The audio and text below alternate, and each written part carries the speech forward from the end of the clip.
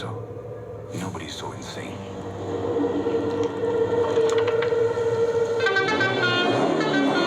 Major ಏನು ಅಂತಂದರೆ ಈ ಗಾಡಿ ಬರುತ್ತೆ ಗೊತ್ತಾ, ಈ ಗಾಡಿ ಬರೋದು ಅಲ್ಟಿಮೇಟ್ ಆಗಿದೆ. ಅಂತಂದರೆ ನಮ್ಮ ಹಳ್ಳಿಗಳಲ್ಲಿ ಆವಾಗ ಈ ದೊಡ್ಡ ದೊಡ್ಡ ಲಾರಿಗಳಲ್ಲಿ ಈ ಫ್ಯಾನ್ಸಿ ಟೈಪು ಒಂಥರ ಇರ್ತಿತ್ತು.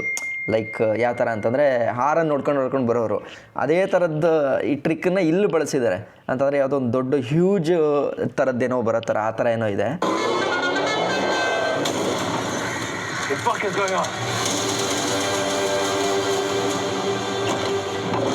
ಕ್ಯಾಮ್ರಾ ಮಾತ್ರ ಎಕ್ಸ್ಟಲೆಂಟು, ಅಲ್ಟಿಮೇಟಾಗಿ ಮಾಡಿದ್ದಾರೆ ಕ್ಯಾಮ್ರಾ ವರ್ಕ್ ಮಾತ್ರ.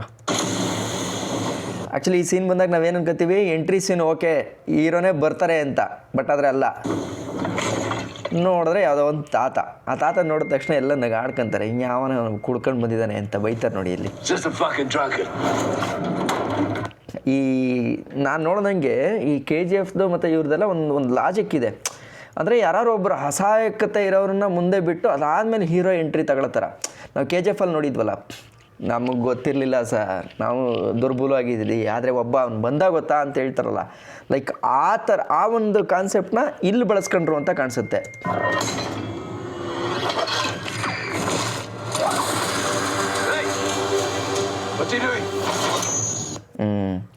ಕರೆಕ್ಟಾಗಿ ಆ ವೈರ್ನ ಕನೆಕ್ಷನ್ ಕೊಟ್ಬಿಟ್ಟು ಆ ತಾತ ಸುಮ್ಮನೆ ತನ್ನ ಪಾಡಿಗೆ ತಾನು ನಡ್ಕೊಂಡು ಹೋಗ್ತಾನೆ. ಆ್ಯಕ್ಚುಲಿ ಇಲ್ಲಿಂದ ಸ್ವಲ್ಪ ಸೆನ್ಸರು, ಫ್ಯಾಮಿಲಿಯವ್ರು ಯಾರು ನೋಡ್ತಾ ಇತ್ತು ಅಂತಂದರೆ ದಯವಿಟ್ಟು ಈ ಸೀನ್ನ ನೋಡಬೇಡಿ. ಇದು ಆ್ಯಕ್ಚುಲಿ ಎಷ್ಟೋ ಜನಕ್ಕೆ ಗೊತ್ತಿಲ್ಲದೆ ಪಾಪ ಟ್ಯಾಕ್ಸಿಗೆ ಬಂದಿದೆ ಅಂತಂದ್ಬಿಟ್ಟು ಮನೇಲಿ ಟಿವಿಗಳಲ್ಲೆಲ್ಲ ಹಾಕ್ಕೊಂಡು ಎಷ್ಟೋ ಜನ ನೋಡಿರ್ತೀರ. ಮೇ ಬಿ ನೀವು ನೋಡಿರ್ಬೋದು. ಪುಣ್ಯ ನಾನು ಮನೇಲಿರಲಿಲ್ಲ, ಹೊರಗಡೆ ಇದ್ದೀನಿ. ಸೊ ಹಾಗಾಗಿ ನಾನು 2ನೇ ಸಲ ಇದನ್ನು ನೋಡ್ತಾ ಇರೋದು. ಬಟ್ ಸಂಹೌ ಫಿಲಮ್ ಸ್ಟಾರ್ಟ್ ಆಗಿದ್ದಾಗಲೇ ಕೊಟ್ಬಿಟ್ಟಿದ್ದಾರೆ, fairy tale for one grown up ಅಂತ ಅಂದ್ಬಿಟ್ಟು ಕೊಟ್ಬಿಟ್ಟವ್ರೆ. ಇರಲಿ, ಲೈಕ್ ಇದನ್ನು ಒಂದು ಫಿಲಮ್ ಲೆವೆಲಲ್ಲಿ ನಾವು ಯೋಚನೆ ಮಾಡೋದಾದರೆ ಒಂದು ಒಳ್ಳೆ, ಯಾವುದು ಒಳ್ಳೆ ಅಂತಲೂ ಅಲ್ಲ, ಫಿಲಮ್ ಲೆವೆಲ್ಗೆ ಓಕೆ ಅಷ್ಟೇ. ಬಟ್ ಇದಿದೆ ಯಾವುದಿದು ಇದು ನನ್ನ ಪ್ರಕಾರ ಇದಕ್ಕೆ ರಿಸ್ಟ್ರಿಕ್ಷನ್ ಆಗುತ್ತೆ. ಅಂತಂದರೆ ಅಡಲ್ಟ್ ಮೂವಿ ಥರ ಕನ್ಸಿಡರ್ ಆಗುತ್ತೆ ಈ ಥರ ಸೀನೆಲ್ಲ ಇರೋದ್ರಿಂದ. ಸ್ವಲ್ಪ ಬಿಡಲ್ಲ ಅನ್ಕೋತೀನಿ.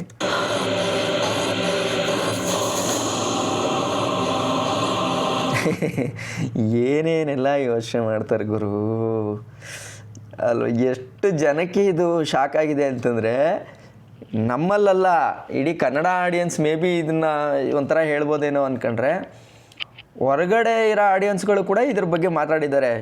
ಏನು ಈ ಥರ ತೆಗೆದುಬಿಟ್ಟಿದ್ದಾರಲ್ಲ.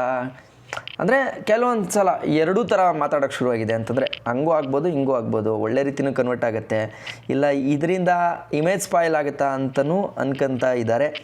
ಬಟ್ ನೋಡಬೇಕು. ಆದರೆ ಈ ಫಿಲಮಲ್ಲಿ ಎಷ್ಟು ಕ್ಯಾರೆಕ್ಟ್ರ್ ಹೆಂಗಿದೆ ಅನ್ನೋದ್ರ ಮೇಲೆ ಮ್ಯಾಟ್ರ್ ಆಗುತ್ತೆ. ಈಗ ಇದರಲ್ಲಿ ರಾಯ ಅಂತ ಹೇಳಿದಾರಲ್ಲ, ಅದರಲ್ಲೇ ಆ್ಯಕ್ಚುಲಿ ನೀವು ನೋಡ್ಬೋದು ಡಿಕೋಡ್ ಆಗಿದೆ. ರಾಕಿಂಗ್ ಸ್ಟಾರ್ ಯಶ್ ಅನ್ನೋದನ್ನು ರಾಕಿಂಗಲ್ಲಿ ಆರ್ ತಗೊಂಡಿದ್ದಾರೆ ಮತ್ತು ಯಶಲ್ಲಿ ಯಾ ತಗೊಂಡಿದ್ದಾರೆ. ಸೊ ರಾಯ ಅನ್ನೋ ಒಂದು ಕ್ಯಾರೆಕ್ಟರ್ನ ಬಿಲ್ಡ್ ಮಾಡಿರೋದು. ಸೊ ಆ ರಾಯ ಕ್ಯಾರೆಕ್ಟರ್ಗೆ ಹೆಂಗೆ ಬೇಕೋ ಆ ಥರ ಅಂತೂ 100% ಮಾಡಿರ್ತಾರೆ. ನೋಡೋಣ.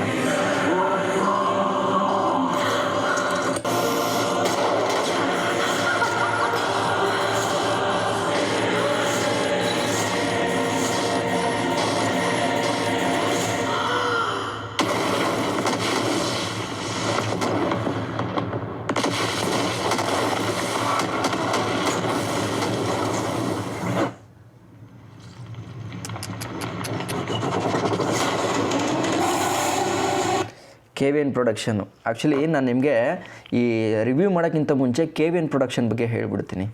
KVN ಪ್ರೊಡಕ್ಷನ್ ಅಂತಂದ್ಬಿಟ್ಟು ಇವಾಗ ಎಲ್ಲ ಕಡೆನೂ ಅವ್ರದ್ದೇ ಹೆಸರು ಕೇಳ್ತಾ ಇದ್ದೀವಿ. KD ಫಿಲಮ್ ಆಗಿರ್ಬೋದು, ತಮಿಳಿನ ಜನನಾಯಕನ್ ಫಿಲಮ್ ಆಗಿರ್ಬೋದು, ಇನ್ನೂ ಸುಮಾರು ಫಿಲಮ್ಗಳನ್ನ KVN ಅವರೇ ಮಾಡ್ತಾ ಇದ್ದಾರೆ. ಸೊ ಯಾರಿಗೂ ಇದು KVN ಅಂತಂದ್ಬಿಟ್ಟು ತಲೆ ಕೆಟ್ಟೋಗುತ್ತೆ ಎಷ್ಟೋ ಜನಕ್ಕೆ. ಆ್ಯಕ್ಚುಲಾಗಿ ಹೇಳಬೇಕು ಅಂತಂದರೆ KVN ಪ್ರೊಡಕ್ಷನ್ ಏನಿದೆಯೋ ಇದು ಮೂಲವಾಗಿ ಬೆಂಗಳೂರಿನ ಕಂಪ್ನಿ. ಸೊ ಇದರ ಅಂದರೆ ಇದನ್ನು ಸ್ಥಾಪನೆ ಮಾಡಿದವ್ರು ಯಾರು ಅಂತಂದರೆ ವೆಂಕಟ್ ಕೆ ನಾರಾಯಣ್ ಅನ್ನೋರು ಮತ್ತು ಜೊತೆಗೆ ನಿಶಾ ವೆಂಕಟ್ ಕೋನಂಕಿ ಅನ್ನೋರು ಇದನ್ನು ಸ್ಥಾಪನೆ ಮಾಡ್ತಾರೆ. ಸೊ ಇದು ಫಸ್ಟಲ್ಲಿ ಹೆಂಗಿರುತ್ತೆ ಅಂತಂದರೆ ಇವರು ಒಂಥರ ಕನ್ಸ್ಟ್ರಕ್ಷನ್ ಬಿಲ್ಡಲ್ಲಿ ಇದ್ದವರು, ಅಂತಂದರೆ ಬಿಲ್ಡಿಂಗ್ ಕನ್ಸ್ಟ್ರಕ್ಷನ್ನು ಈ ಥರ ಡಿಪಾರ್ಟ್ಮೆಂಟಲ್ಲಿ ಇದ್ದವರು. ಅದಾದಮೇಲೆ ಡಿಸ್ಟ್ರಿಬ್ಯೂಷನ್ಗೆ ಬರ್ತಾರೆ, ಅದಾದಮೇಲೆ ಫಿನಾನ್ಸ್ ಇರುತ್ತೆ, ಅದಾದಮೇಲೆ ಪ್ರೊಡಕ್ಷನ್ ಹೌಸ್ಗೂ ಕೂಡ ಕಾಲಿಡ್ತಾರೆ. 2020ರಲ್ಲಿ ಇವ್ರದ್ದು ಜರ್ನಿ ಶುರು ಆಗುತ್ತೆ. ಕನ್ನಡ ಚಿತ್ರರಂಗದಲ್ಲೇ ಇವರು ಫಸ್ಟು ಫಿಲಮನ್ನು ಶುರು ಮಾಡ್ತಾರೆ. ನೋಡಿ, ಕನ್ನಡ ಫಿಲಮ್ನ ನೆಟ್ಫ್ಲಿಕ್ಸಲ್ಲಿ ಅಲ್ಲಿ ಇಲ್ಲಿ ಎಲ್ಲ ಇವತ್ತು ತಗೊಳ್ಳಲ್ಲ. ಯೂಶ್ವಲಿ ರೇಟಿಂಗ್ಸ್ ಕಡಿಮೆ ಅದೋ ಇದು ಅಂತ ಎಲ್ಲ ಹೇಳ್ತಾರೆ. ಬಟ್ ಇವತ್ತು ನೀವು ಇಡೀ ಇಂಡಿಯನ್ ಫಿಲಮ್ ಇಂಡಸ್ಟ್ರಿನ ನೀವು ನೋಡ್ತು ಅಂತಂದರೆ ಈಗ ಬರ್ತಾ ಇರೋಂಥ ಸಕ್ಸಸ್ಗಳಲ್ಲಿ ಇವ್ರದ್ದು ಪಾಲಾಗ್ತಾ ಇದೆ. ಅಂತಂದರೆ ಅಷ್ಟು ಗಂಭೀರವಾಗಿ ದುಡ್ಡು ಹಾಕ್ತಾರೆ, ಹಂಗೆ ಮಾಡ್ತೀವಿ ಕಂಟೆಂಟ್ನ ಅನ್ನೋ ಥರನೂ ನಿಂತ್ಕೊತಾರೆ. ಸೊ 2020ರಿಂದ ಶುರು ಮಾಡಿದ್ದು ನೀವು ನೋಡಿರ್ಬೋದು. 666, ಕಲ್ಕಿ, ಆಮೇಲೆ ಯಾವುದು ಅನಿಮಲ್ ಫಿಲಮು, ಜೊತೆಗೆ ಸೀತಾರಾಮನ್ನು ಮುಂತಾದ ದೊಡ್ಡ ದೊಡ್ಡ ಚಿತ್ರಗಳನ್ನ ವಿತರಣೆ ಅಂತಂದರೆ ಇಲ್ಲಿ ಡಿಸ್ಟ್ರಿಬ್ಯೂಷನ್ನ ಪಡ್ಕೊತಾರೆ. ನಾವು ನಿಮ್ಮ ಫಿಲಮ್ನ ಕರ್ನಾಟಕದಲ್ಲಿ ಡಿಸ್ಟ್ರಿಬ್ಯೂಷನ್ ಮಾಡ್ತೀವಿ ಅಂತ. ಇವ್ರದ್ದು ಆ್ಯಕ್ಚುಲಿ ಫಸ್ಟ್ ಫಿಲಮ್ ಯಾವುದು ಅಂತಂದರೆ, ಒಂದು ನಿಮಿಷ ಹೇಳ್ತೀನಿ. ಫಸ್ಟ್ ಫಿಲಮ್ ಬಂದ್ಬಿಟ್ಟು ಸಖತ್ತು, ಅದಾದಮೇಲೆ ಬೈ ಟು ಲವ್ ಅಂತ, ಎರಡೂ ಕೂಡ ಕನ್ನಡ ಫಿಲಮ್ಮು. ಒಂಥರ ಸ್ಟಾರ್ಟಿಂಗಲ್ಲೇ ತುಂಬ ಚೆನ್ನಾಗಿ ಮಾಡ್ತಾರೆ. ಸೊ ಇವತ್ತು ಅವ್ರಿಗಿರೋಂಥ ಲೆವೆಲ್ ಹೆಂಗಿದೆ ಅಂತಂದರೆ, ತಮಿಳಲ್ಲಿ ಇನ್ನೇನು ನಾಳೆ ರಿಲೀಸ್ ಆಗಬೇಕಾಗಿತ್ತು, ಬಟ್ ಅದು ಕೋರ್ಟ್ ತಡೆ ಆಗಿದೆ. ಒಂದು ಸ್ವಲ್ಪ ಏನೋ ಸರ್ಟಿಫಿಕೇಷನ್ ಎಲ್ಲ ತೊಂದರೆ ಆಗಿ ಅದು ಸ್ಟಾಪ್ ಮಾಡಿದ್ದಾರೆ. ಸೊ ಅದನ್ನು ಕೂಡ ಮಾಡಿದ್ದಾರೆ. ಯಾವುದೋ ಜನನಾಯಕನು ವಿಜಯ್ ಅವ್ರದ್ದು, ಅದೆಷ್ಟು 500 ಕೋಟಿ ಪ್ಲಸ್ ಅಂತೆ ಬಜೆಟ್. ಸೊ ಆ ಥರ ಸಿನಿಮಾ. ಈಗ ಗೊತ್ತಿಲ್ಲ ಇದು ಹೆಂಗೆ ಆಗುತ್ತೆ ಅಂತ. ಈಗ ಟಾಕ್ಸಿಕ್ ಅಂತೂ ಇವಾಗ a fairy tale for grown ups ಅಂತ ಹೇಳಿದ್ದಾರೆ. Pan India bold action. ನನ್ನ ಪ್ರಕಾರ ಇದು ಪ್ಯಾನ್ ಇಂಡಿಯಾ ಅಲ್ಲ, ಇಂಗ್ಲೀಷಲ್ಲಿ ಬಿಡ್ತು ಅಂತಂದರೆ ಪ್ಯಾನ್ ಮಾಡಲ್ ಹೋಗೋ ಅಷ್ಟು ಕೆಪಾಸಿಟಿ ಇದೆ, ನೋಡಿದ್ರೆ ಗೊತ್ತಾಗುತ್ತೆ. ಬಟ್ ಖುಷಿ ಏನು ಅಂತಂದರೆ, ನಮ್ಮ ನೆಲದ ಒಬ್ಬ ಹುಡುಗ ಇಲ್ಲಿಂದ ಅಲ್ಲಿವರೆಗೂ ಹೋಗಿ ಏನೋ ಒಂದು ಮಾಡ್ತಾ ಇದ್ದಾರೆ ಅಂತಂದರೆ, ಹೆಸರು ಚೆನ್ನಾಗಿ ಬರ್ತಾ ಇದೆ ಅಂತಂದರೆ ಅವ್ರು ಹಾಕಿರೋಂಥ ಎಫರ್ಟು. ಈಗ 6 ವರ್ಷದಿಂದ ಸಿನಿಮಾ ಫೀಲ್ಡಲ್ಲಿ ಸರ್ಕಸ್ ಹೊಡೆದು ಇಲ್ಲಿವರೆಗೂ ತಗೊಂಡು ಬರೋದು ಅಷ್ಟು ಸುಲಭ ಅಲ್ಲ. ಅದು ಯಾವುದು ಬ್ಯಾಕ್ಗ್ರೌಂಡ್ ಇಲ್ಲದೆ, ಬಟ್ ಮಾಡ್ತಾ ಇದ್ದಾರೆ. ನೋಡೋಣ ಏನಾಗುತ್ತೆ ಅಂತ. ಇನ್ನು KD ದ ಡೆವಿಲ್ ಆ ಫಿಲಮು ಕೂಡ ಈ KBN ಅವ್ರದ್ದೇ ಆಗ್ತಾಯಿದೆ. ಸೊ ನಾನು ಏನಕ್ಕೆ ಹೇಳ್ತಾ ಇದ್ದೀನಿ ಅಂತಂದರೆ, ಸೊ ಈ ಥರನೂ ಇದೆ, ನೋಡಬೇಕು.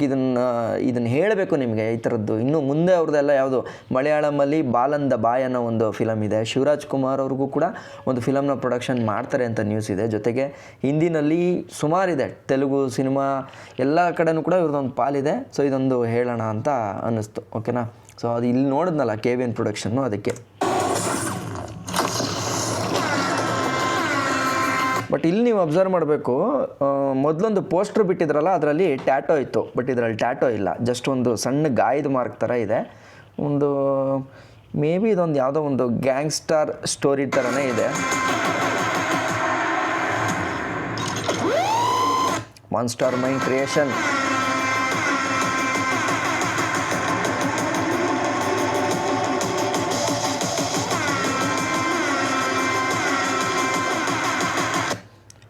ಗೀತು ಮೋಹನ್ ದಾಸ್, ಆ್ಯಕ್ಚುಲಿ ಇವರೇ ಡೈರೆಕ್ಟ್ರು, ಲೇಡಿ ಇದಕ್ಕೆ.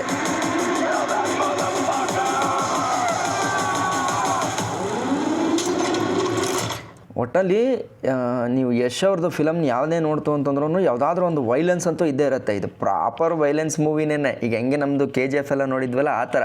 ಮೇ ಬಿ ಇದು ಫ್ಯಾಮಿಲಿ ಆಡಿಯನ್ಸ್ಗೆ ಇಷ್ಟ ಆಗಲ್ಲ, ಮಾಸ್ ಆಡಿಯನ್ಸಿಗೆ ಮಾತ್ರ ಇಷ್ಟ ಆಗೋದು.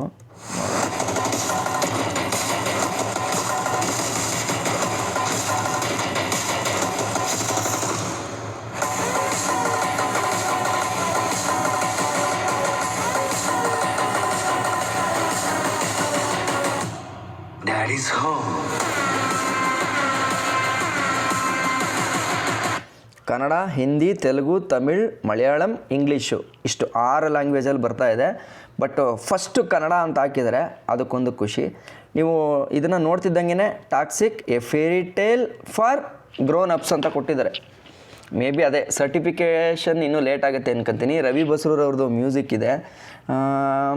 ಓಕೆ, ಎಲ್ಲ ಚೆನ್ನಾಗಿದೆ. ಮೇ ಬಿ ನನ್ನ ಪ್ರಕಾರ ಇದು 2 ಥರ ಡೆಬ್ಯೂಟ್ ಆಗ್ಬೋದು. ಏನು ಅಂತಂತಂದರೆ, ಓಕೆ ಫಿಲಮ್ ಲೆವೆಲ್ಗೆ ಯೋಚನೆ ಮಾಡ್ತು ಅಂತಂದರೆ ಅಲ್ಟಿಮೇಟು. ಆದರೆ ಕಾಂಟ್ರವರ್ಸಿನೂ ಕೂಡ ಆಗ್ಬೋದು. ಮೇ ಬಿ ಇವಾಗ ಹೆಂಗೆ ನಾವು KGF ಅಲ್ಲಿ ನೋಡಿದಾಗ ವೈಲೆನ್ಸ್ ಜಾಸ್ತಿ ಇದೆ, ಇದರಿಂದ ಹೆಂಗೆ ಉಪಯೋಗ ಜನಕ್ಕೆ, ಅಥವಾ ಇದು ಹುಡುಗರುಗಳನ್ನ ಹಾಳು ಮಾಡುತ್ತೆ ಅನ್ನೋದೊಂದು ಕೂಗು ಬಂತಲ್ಲ, ಮೇ ಬಿ ಅದು ಈ ಫಿಲಮ್ಗೂ ಬರ್ಬೋದು. ಸೊ ನಾನೀಗೊಬ್ಬ ಸಿನಿ ಪ್ರೇಕ್ಷಕನಾಗಿ ನೋಡೋದಾದರೆ ಇಷ್ಟ ಆಗ್ತಾಯಿದೆ. ಬಟ್ ಒಂದೇ ಒಂದು ಅಡ್ವೈಸ್ ಏನು ಅಂತಂದರೆ, ಮಕ್ಕಳು ನೋಡೋಕ್ಕಾಗಲ್ಲ ಇದನ್ನು. ದೊಡ್ಡವ್ರು ಬಿಟ್ಟು ಮಕ್ಕಳು ನೋಡೋದು ಕಷ್ಟ ಇದೆ ಸ್ವಲ್ಪ. ಏಕೆ ಅಂತಂದರೆ ಅದು ಕಷ್ಟ ಇದೆ, ನೋಡೋಣ ಇರಿ. ಮತ್ತು ಇನ್ನೊಂದು written by Yash and Geetu Mohan Das, ಇಬ್ಬರೂ ಸೇರಿ ಕತೆ ಬರೆದಿರೋದು. But directed by Geetu Mohan Das. Ultimate ಚೆನ್ನಾಗಿದೆ.